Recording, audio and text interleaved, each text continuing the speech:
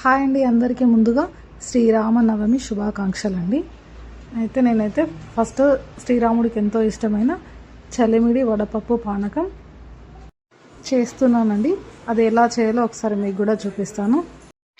పెసరపప్పు సగం కప్పు తీసుకున్నానండి. తీసుకొని ఇట్లా ఒక 2 సార్లు కడిగి మొత్తం మంచిగా కడిగేసాక కొన్ని నీళ్ళు పోసి 1 గంట సేపు నానబెట్టుకోవాలి. ఇది నానుతూ ఉంటుంది కదండి. ఈ లోపు అయితే కొన్ని బియ్యం తీసుకొని పచ్చి చలిమిడి చేయడానికి బియ్యం తీసుకోవాలి. బియ్యం కూడా ఒక సగం గ్లాస్ తీసుకున్నాం. బియ్యాన్ని కూడా 1కి 2 సార్లు కడిగి అవి 2 గంటలు నానాలి. ఇవి నానే లోపు మనమైతే చూడండి, ఇవైతే నానిపోయినాయి.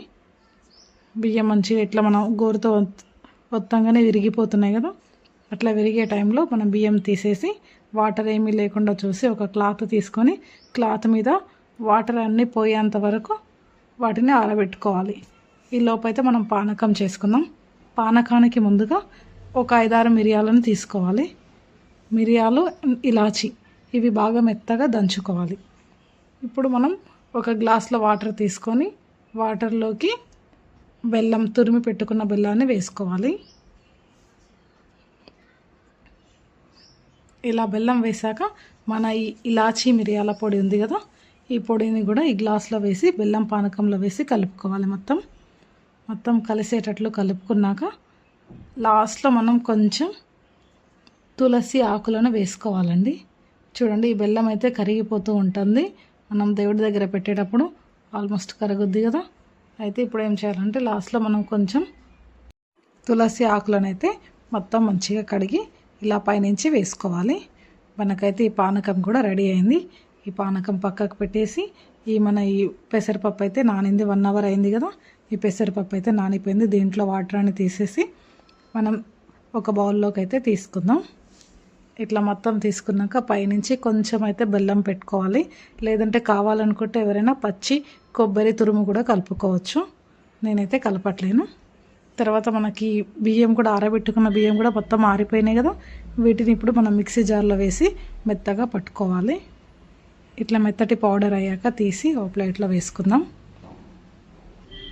వేసుకొని మనకు ఎంత బెల్లం అయితే అవసరమవుతుందో అంత బెల్లం తీసుకొని ఇవి కొంచెం నీళ్ళు వేసుకుంటూ కలుపుకోవాలి. లేదు అట్లనే కలిపినా కూడా మన ఈ బెల్లంలో వాటర్ వస్తాయి కదా, అట్లా సెట్ అవుతుంది. లేదంటే కొంచెం వేసుకుంటూ కలుపుకోండి. ఇలా వేసి మొత్తం కలిసేటట్లు కలుపుకోవాలి. లాస్ట్లో కొంచెం నెయ్యి, 1 స్పూన్ నెయ్యి వేసి కలిపేసుకుందాం. మన పచ్చి చలిమిడి కూడా రెడీ అయిందండి. ఇలా మొత్తం అన్నీ కలిపేసి సిద్ధం చేసి పెట్టుకున్నాక చూడండి, మొత్తం మంచిగా కలిసిపోయింది కదా. దీన్ని అయితే తీసేసి ఒక బౌల్లో అయితే పెట్టేసుకుందాం. చూసారుగా, చలిమిడి వడపప్పు పానకం రాముల వారికి ఎంతో ఇష్టమైన ప్రసాదం అయితే రెడీ అయింది. మనమైతే ఇప్పుడు తీసుకువెళ్ళి పూజా రూమ్లో అయితే పెడదామండి. చూడండి, నేనైతే తీసుకొచ్చి పూజ కాడైతే పెట్టేస్తున్నాను. ఫస్ట్ పానకం,